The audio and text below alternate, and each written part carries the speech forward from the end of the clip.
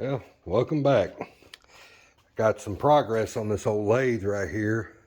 Mainly, I got the gearbox taken apart. Got that housing that was right here that was busted. Got it out. All its little pieces. I'm going to see about replicating it. It had busted big time. And what was really aggravating is that the drawing right here indicated, let me find my pointer, that there was just snap rings that held it. However, if you look at the parts I pulled off of it, you'll find that there's not a snap ring that holds that on, but a nut. The shaft is threaded on the end. So that was a bit of a surprise to come across when I opened it up. But they use a keys, and all these gears are keyed, so I don't have to worry about their orientation. And it shows a bearing. Instead of a bearing, it's got thrust washers. So I don't think that thing is exactly accurate to that machine, the manual I got. Let me turn this light on. This is the cover plate to the gearbox. I wonder why it leaks so much, and it's because the gasket that's on it is just crumbling to pieces. But what I was real thankful for is that most all these gears look good. There's no real wear. There is some crud down here in the bottom. But that's what I bought this pump-up sprayer full of kerosene for. To try to spray in there and take care of some of that. Just break some of that up a little bit. Spray that in there. And then I'm going to give it a few more pumps. It's supposed to put AW68 hydraulic oil inside of these gearboxes, or an equivalent, ISO 68. This had 90 weight gear oil in it, because that stuff is thick, thick, thick. So that stuff is resisting kerosene spray. I'm using kerosene because kerosene will evaporate. So within won't be long, that kerosene will, yeah, I'll just set you right there. You gonna stay? Good. Okay. Reach in there and start getting that gear oil is just thick, thick, thick, thick. And it's gonna take a lot of cleaning to get that gearbox completely clean, but it is what it is. Can't throw that in the normal spot. That gear oil is so thick it doesn't want to go where we want it to go in this pan. It has just settled. I've been squeegeeing it up periodically and pushing it over to the I made a squeegee out of a piece of cardboard, and I'll get the piece of cardboard and I'll squeegee that oil to that drain plug. And gracious, oh, I thought that was a pair of pliers. That's that fork I had to prise with. And I'll scooch it over to the plug and just try to, that is not hydraulic oil, that's gear oil. Smells like gear oil. And thankfully I haven't accidentally tasted it yet, but that's probably coming the more I mess with this thing. So, yep. Another thing you gotta watch out for is cords in the floor, you'll trip on them. So, yeah, everything feels good. That cluster gear right there, there's no missing teeth. All the teeth look good. Everything looks really good on this thing. So, yeah. Well, I can't go too far that way. See, I think that one's meshed with, no. That one, no, that's not where that one meshes. It's right there. Oh, that's trying to turn the headstock there, yeah. So I need to turn that a little bit to put some more spray on those gears right there. Kerosene cuts a lot of stuff, but it does not cut gear oil very well at all. So yeah, I'm hoping that spraying some kerosene down in this pan will loosen that stuff up some. Get that oil to where it'll start moving, to where I can get it into the bucket I got down there. So yeah, but all in all, I'm happy to find that. I was worried that there'd be stripped teeth and everything else would be wrong, but it's not. So yeah, but pretty much them paws right there that are on this gearbox, got a skinny one and two fat ones right here.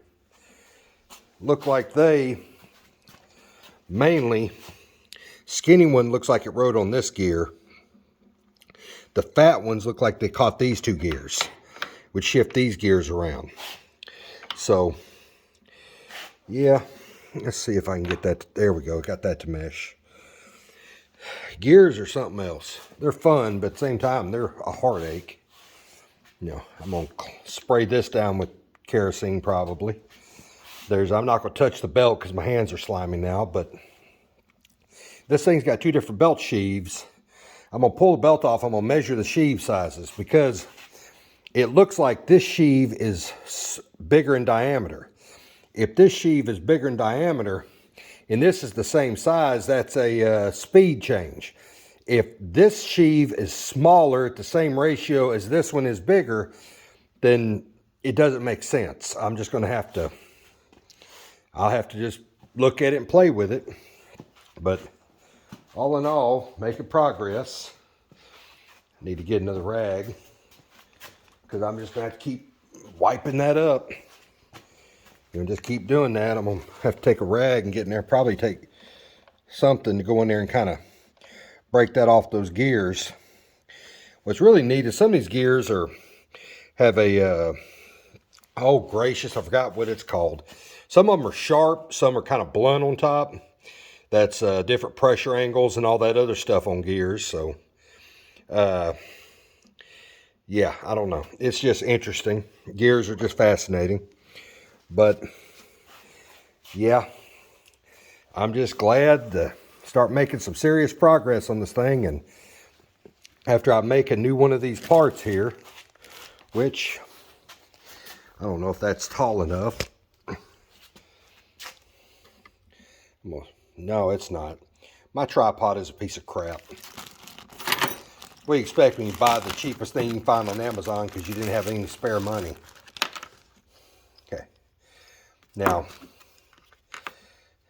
these pieces, well, it'd help if I put them on the right sides.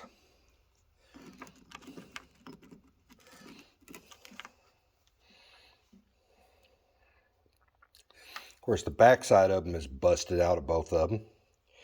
You know, back here, but technically that could be welded back together, but it's cast iron.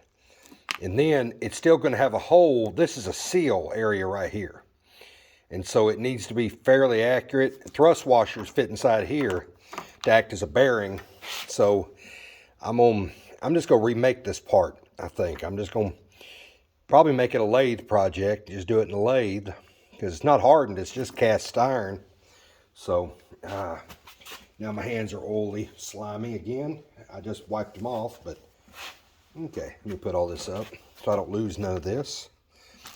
You know, so I can take it with me to figure out dimensions. So anyway, all right, well, you know, that's probably the big thing that's going, is just getting this old darling all ironed out. And we've already gotten a pretty good bit of that gear oil out of there, but it'll keep coming. So, but we've talked about pulling this rod right here out and go ahead and polishing it. But I think I'm gonna polish it in situ. Just do it while it's there. I can clean the lead screw, no problem. The other thing we're gonna look at doing is replacing these bearings inside here. These had bearings in them. Well, let me move the camera so you can see it actually.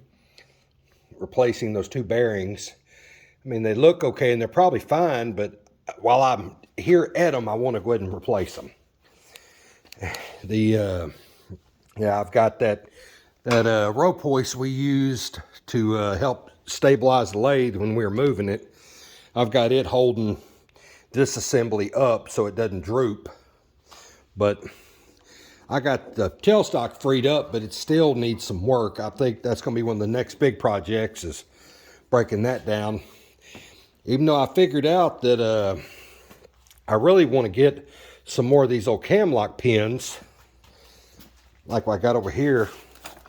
Let me move that. Any flat surface becomes a junk table around here. These are cam lock pins. I've got some more of them around here. Oh.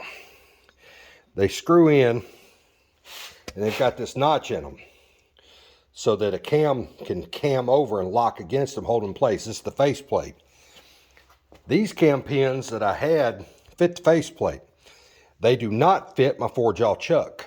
So I've just got that. I filled this with oil trying to get it to loosen up. So I really don't want to have to buy a rebuild kit for that chuck, but it looks like I'm going to have to.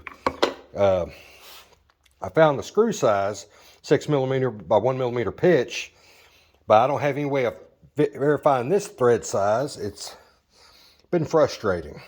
So trying to find just those 3 screws so I can use this chuck in that machine. But I'll figure it out some point. But I definitely want to get the 4-jaw going, because I just prefer a 4-jaw. Well, all in all, you know, that's about all. Just making progress, and I appreciate you checking in on me. Thank you.